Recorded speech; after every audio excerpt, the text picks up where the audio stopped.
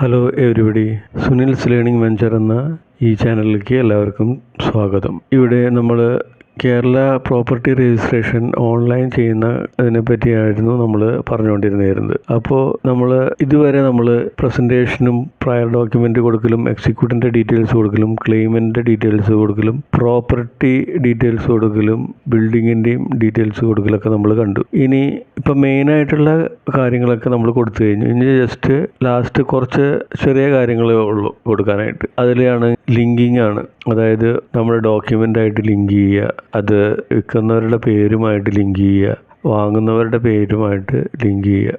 അങ്ങനത്തെ കാര്യങ്ങളാണ് നമ്മൾ ഈ വീഡിയോയിൽ നമ്മൾ കാണാൻ പോകുന്നത്. അപ്പോൾ ആദ്യമായിട്ട് നമുക്ക് ഇവിടെ നോക്കുകയാണെങ്കിൽ ഡോക്യുമെൻ്റ് ലിങ്കിങ് ഉണ്ട്. അപ്പോൾ നമ്മൾ കഴിഞ്ഞ വീഡിയോയിൽ നമ്മൾ ബിൽഡിങ്ങിൻ്റെ ഡീറ്റെയിൽസൊക്കെ നമ്മൾ കൊടുത്തിരുന്നു. ബിൽഡിങ് ഡീറ്റെയിൽസ് അത് എല്ലാ ഡീറ്റെയിൽസും കൊടുത്തു. അത് കഴിഞ്ഞിട്ട് ഞാൻ അടുത്തത് വരുന്നത് ഡോക്യുമെൻ്റ് ലിങ്കിങ് ആണ്. അപ്പോൾ അത് നമുക്കൊന്ന് നോക്കാം. നെക്സ്റ്റ് അടിക്കുക.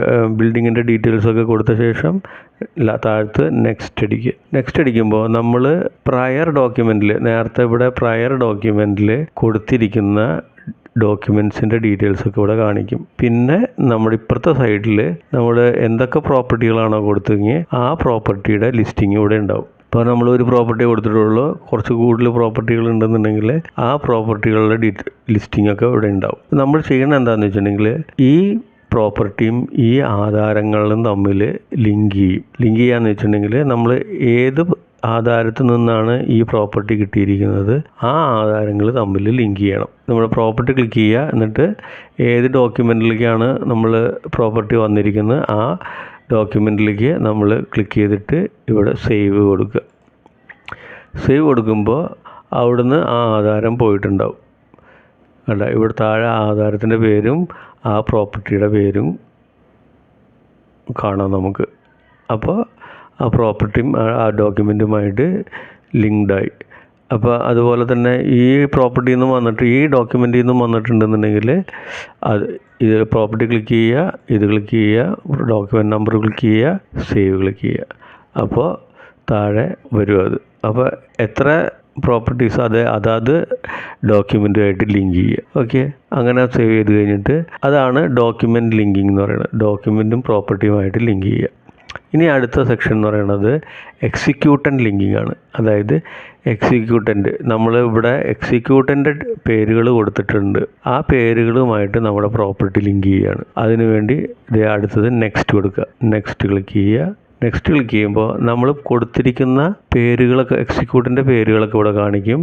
പ്രോപ്പർട്ടി ഡീറ്റെയിൽസ് റൈറ്റ് സൈഡിലും കാണിക്കും. അപ്പോൾ അത് ആരുടെ പ്രോപ്പർട്ടിയാണ്, നമ്മൾ ഈ പ്രോപ്പർട്ടി ഡീറ്റെയിൽസ് കൊടുത്തിരിക്കുന്നത് ആരുടെ പേരിലുള്ളതാണെങ്കിൽ ആ പേരുമായിട്ട് ലിങ്ക് ചെയ്യണം. ഇപ്പോൾ ഇവിടെ ക്ലിക്ക് ചെയ്തിട്ട് രണ്ടുപേരുടെ ആണെങ്കിൽ രണ്ടുപേരുടെ ആയിട്ട് ലിങ്ക് ചെയ്യുക. പ്രോപ്പർട്ടി ക്ലിക്ക് ചെയ്യുക, ആദ്യത്തെ ആൾ ക്ലിക്ക് ചെയ്യുക, ഇവിടെ താഴെ സേവ് ക്ലിക്ക് ചെയ്യുക. അതുപോലെ തന്നെ പ്രോപ്പർട്ടി ക്ലിക്ക് ചെയ്യുക, അയാളുടെ പേര് ക്ലിക്ക് ചെയ്യുക, സേവ് ക്ലിക്ക് ചെയ്യുക. അപ്പോൾ നമ്മുടെ പ്രോപ്പർട്ടി എല്ലാവരുമായിട്ട് ലിങ്കായിട്ട് കാണാം താഴെ. കണ്ട, അപ്പോൾ അയാളുടെ പേരുണ്ട്, താഴെ ആ പ്രോപ്പർട്ടി, അയാളുടെ നേരെ ആ പ്രോപ്പർട്ടിയുടെ ഡീറ്റെയിൽസ് ഉണ്ട്.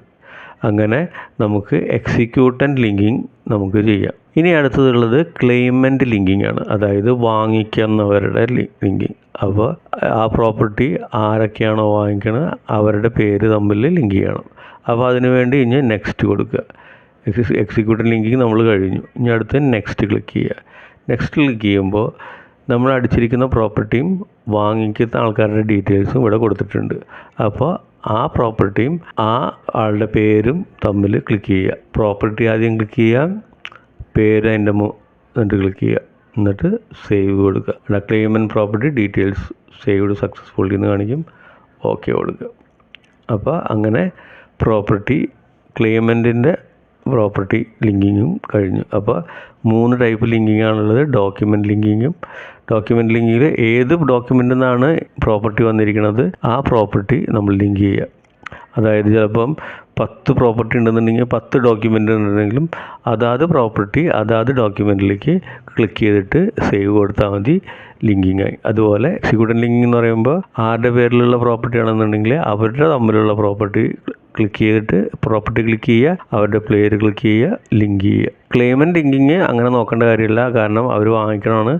ആ ലിസ്റ്റിലുള്ള എല്ലാ പ്രോപ്പർട്ടിയും അവരുടെ പേരിൽ തന്നെ ലിങ്ക് ചെയ്ത് കൊടുക്കുക. അപ്പോൾ ഇതാണ് പ്രോപ്പർട്ടി ലിങ്കിങ്. ഡോക്യുമെൻറ്റും എക്സിക്യൂട്ടൻറ്റും ക്ലെയിമൻറ്റ് ലിങ്കിങ്ങും മനസ്സിലായെന്ന് വിചാരിക്കുന്നു. Thank you.